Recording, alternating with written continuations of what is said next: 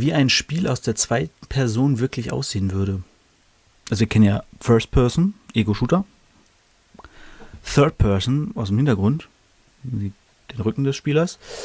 Und ja, jetzt kommt Second Person scheinbar. Ich bin gespannt. Most 3D character-driven video games can be pretty easily placed into... Okay, ich bin ein bisschen verwirrt. Das ist ein deutscher Titel, aber jemand spricht Englisch.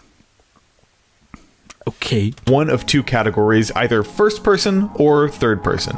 In a first person game, you see the game world through the actual eyes of the player character as though you were that character. And in a... Weil es auch mal Quatsch ist, du siehst es meistens nicht aus den Augen des Charakters. Du siehst einfach... Du hast ein bestimmtes Sichtfeld und du siehst die Person halt nicht. Third-person game, you see the player character from the outside, often from behind their back or from a fixed isometric perspective. But the existence of these two perspectives begs a question. If this is what a first-person game looks like, and this is what a third-person video game looks like, what exactly would second-person look like? Now, I'm not the first person to wonder about this. The question of whether or not a second-person shooter could actually exist is one that has plagued video game message boards just about as long as the internet has existed. It's also served as the premise for some pretty good comedy sketches over the years, like this one from Mega 64. Introducing the world's first second-person shooter!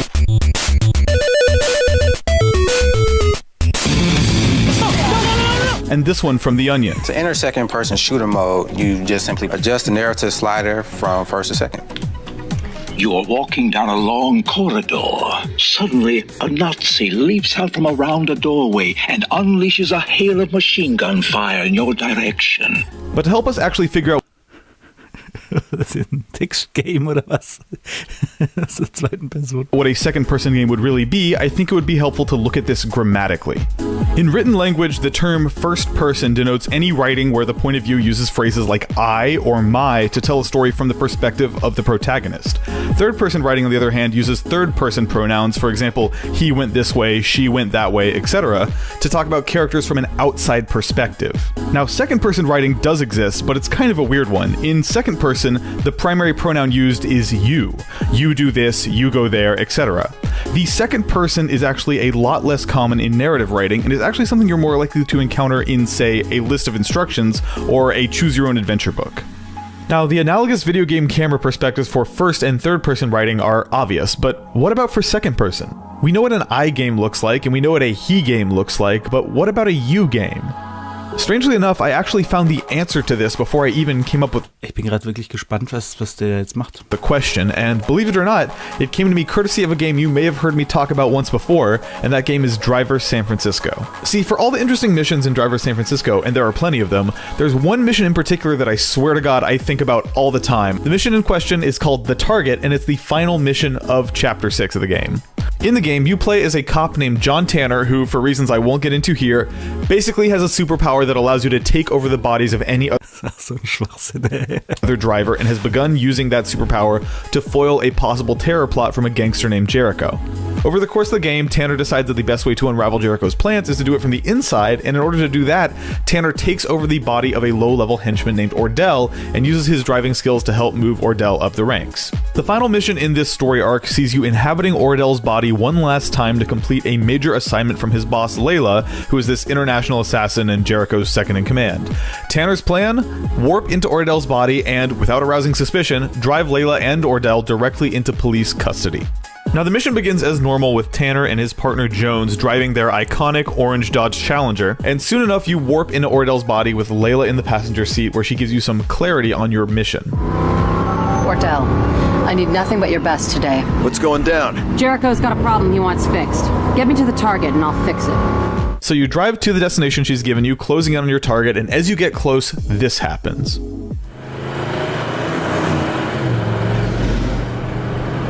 Slow down.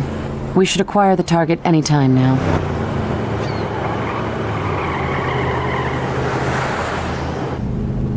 The yellow Dodge, up ahead. Stay close, but don't be obvious. That's my car. What? That's the cop that's been getting in our way. Do we follow him to the target? He is the target.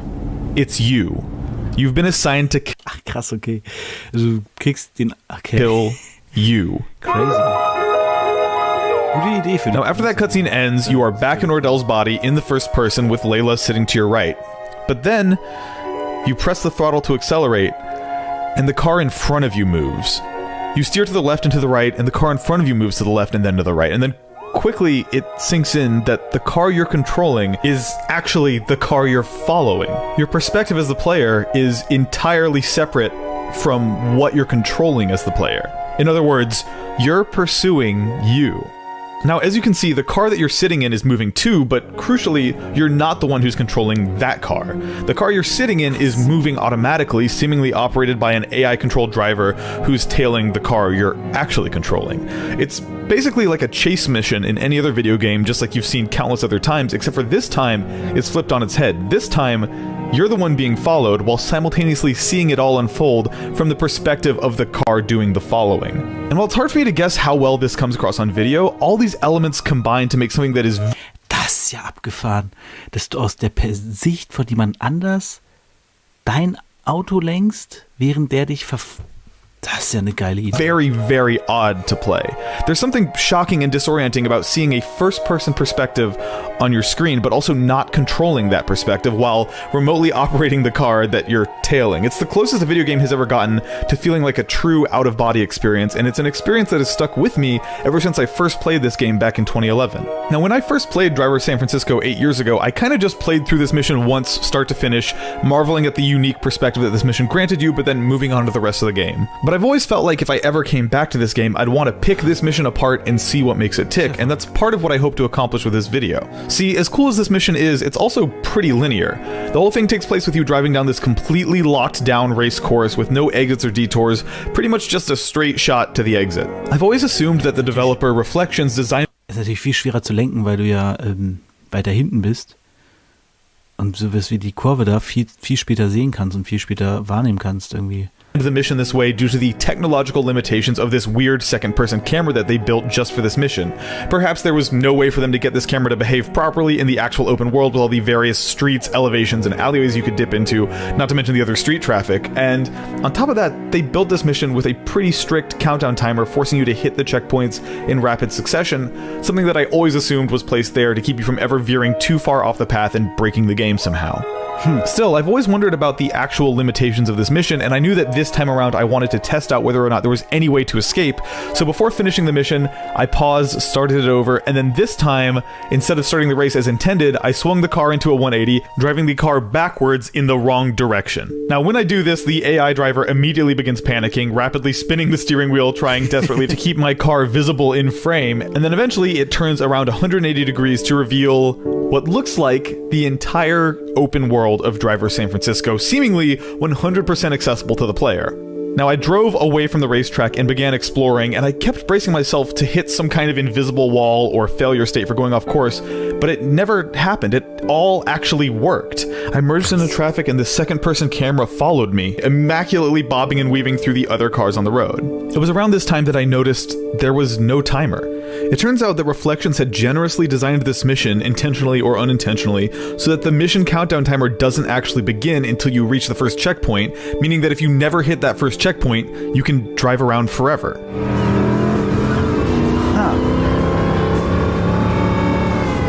This led to what I can only describe as a transcendent video game experience. It felt like I was seeing something that I was never meant to see. This ability to explore the city as much as I wanted to, all from this wholly unique, extremely surreal second-person viewpoint. It felt like a magical experience and one that almost nobody else has experienced for themselves.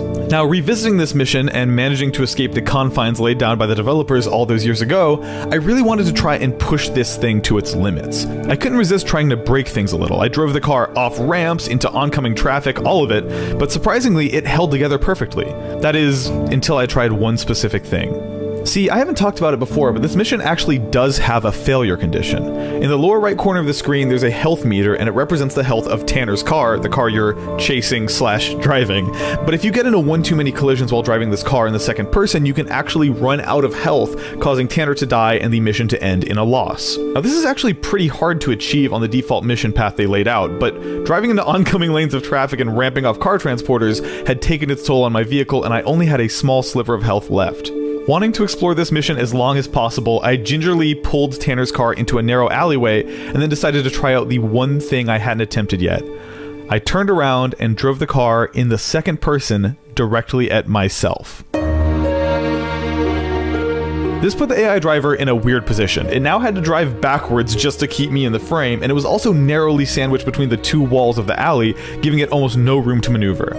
I kept driving towards myself, putting on the pressure closer and closer, and then...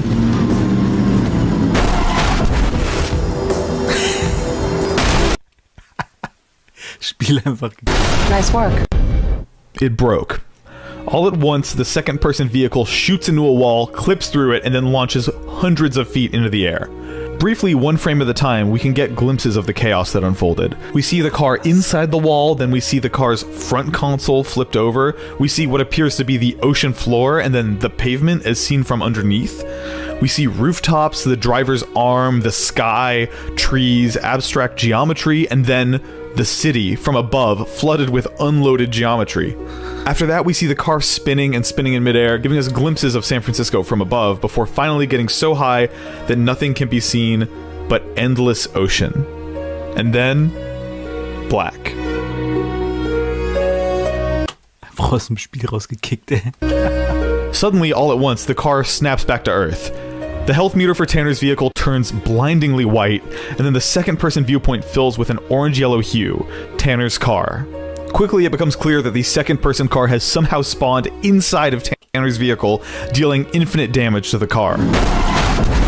A deafening crash sound can be heard, and shattered glass flies everywhere, and then, for a brief moment, right before the mission ends, the camera inexplicably shifts into Tanner's car, where the car is balanced on its nose, its windshield shattered, thrust impossibly through another vehicle. And then, horrifically, the camera clips through the back of Tanner's partner's head and shows us the backside of his eyeballs and tongue. A truly terrifying second-person perspective if ever there was one.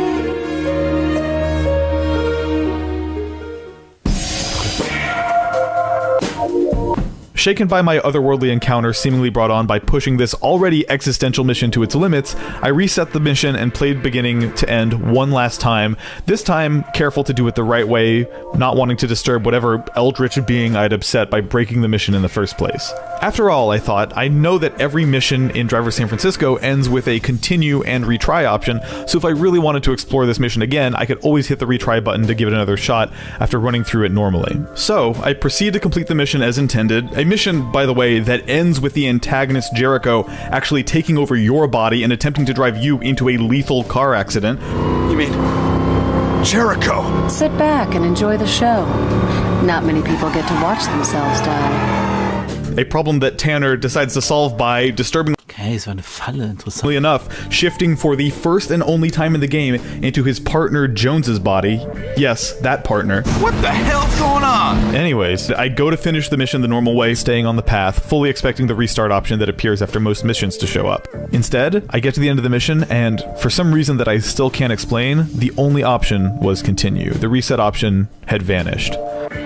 Panicked, I quickly hit Alt F4 and exited the game, hoping I could load up my save file and play through the mission again, but it was too late. It had already auto-saved over my file, and the mission was gone with no way to replay it again.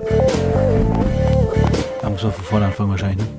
Look, Driver San Francisco is a game full of weird, interesting, strikingly designed missions, but to me, the target has always stood out as the perfect example of what makes this game special. Video games are an entire medium built around taking over others' bodies, and Driver San Francisco is a richly existential and metatextual reflection of this idea. This mission in particular brought these ideas to the fore in a way that I wasn't fully prepared for, and that I'm only now beginning to wrap my head around years and years later. Even writing the script for this video felt like a mind-bending exercise in trying to explain something that is borderline unexplainable. You really have to play it for yourself to get a full sense of how crazy this mission feels. In designing this mission, Reflections took decades of 3D video game conventions and turned them on their head to create what feels like a truly out-of-body experience. That, to me, is an accomplishment worth celebrating. Please play Driver San Francisco. If you're here, who's in your body? Well, no one. Oh, God.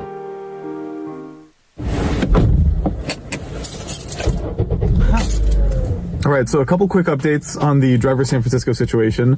The petition to get Ubisoft to relist the game that I mentioned at the end of my last video is now at over 70,000 signatures, which is insane. Please, if you have any interest in this game, please sign this petition.